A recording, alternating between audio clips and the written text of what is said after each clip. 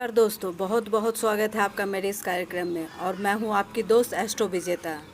देखिए, टाइटल से तो फिर आपको पता चल ही गया होगा कि आज हम विवाह संबंधी बातें करते चले गए हैं, बातें कर रहे हैं।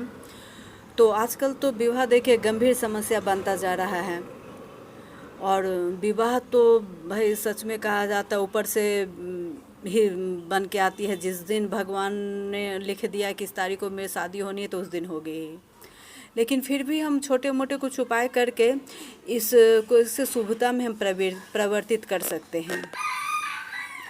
और जहाँ तक विवाह का जो दिक्कत होता है वो सबसे ज़्यादा मेष और तुला लग्न में ही देखा जाता है। तो लेकिन हम जो उपाय आपको बताएंगे वो सभी राशि वालों के लिए है, क्योंकि हर राशि वालों के तो हम नहीं जानते हैं कि जो हमारा वीडियो देख रहे हो किस राशि के हैं, किस लग्न के हैं।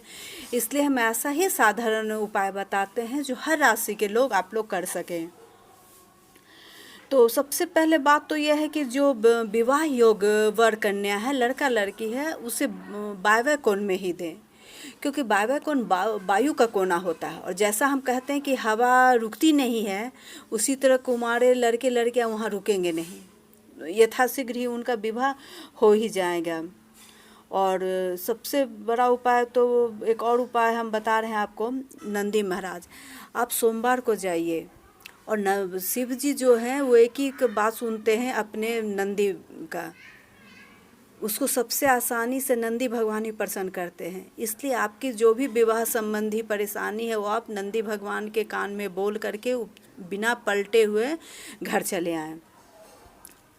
उसके बाद तो हनुमान जी के मंदिर में जाइए और हनुमान जी का बदन से थोड़ा सिंदूर ले लीजिए और उसको बोलिए कि इसका लाज रखिए। और जैसे आपने राम जी और सीता जी को मिलाया है वैसे ही मेरे लिए एक सुयोग वर या कन्या, आप लड़का या लड़की जो भी हो, कन्या हो तो वर बोले और वर है तो आप कन्या बोले, हमारे लिए एक उचित वर या कन्या का तलाश कर दें और वो सिंदूर फिर सीता माँ के चरणों में रख दें। आपको ऐसा ही मंदिर जहाँ हनुमान जी का जाना होगा, जहाँ हनुमान जी के साथ साथ राम और सीता जी भी हो, वहीं ये टोटका आपका काम करेगा। उसके बाद रामायण की एक बहुत ही अच्छी चौपाई है, सुनु सिय सत आशीष हमारी, पूजी पूरी हुई मनोकामना तुम्हारी। अर्थात जो सीता जी जब राम जी से मिलने के बाद पार्वती माँ को सुनाती है और बोलती है कि माँ आपका जैसा सुंदर पति है वैसा ही हमको भी दे दीजिए, तो ये मंत्र बोलते हैं अगर 7 बार आप पार्वती माँ के सामने बोलते हैं तो इससे भी बहुत अच्छे वर की प्राप्ति होती है। देखिए, कोई भी अगर हम आपको उपाय बताते हैं तो सबसे पहले हम उसको अपने लोगों पे ही आजमाते हैं, इसलिए हम फिर वीडियो बना करके औरों लोगों तक हम चाहते हैं कि ये बात पहुँचे जो भी सिद्ध हो। और अगले उपाय में तो एक ये है अचूक उपाय जो सबसे बारे में बताने जा रहा हूँ। इस प्रकार एक और मंत्र है, हे गौरी शंकर अर्धांगिनी यथा त्वं शंकर प्रिया तथा माँ कुरु कल्याणी कांत कांता सुरभाम।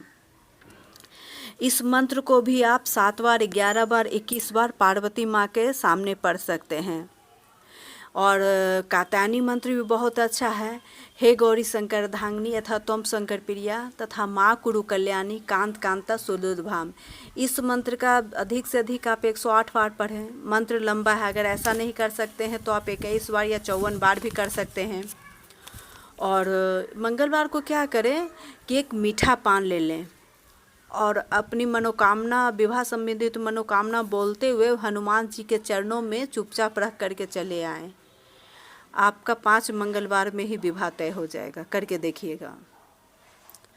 आज के लिए बस इतना ही, फिर मिलते हैं एक नई जानकारी के साथ। अच्छा, एक धन संबंधी भी हम बातें बता रहे हैं, बहुत दिन से हम सोच रहे थे आपको बताने के लिए।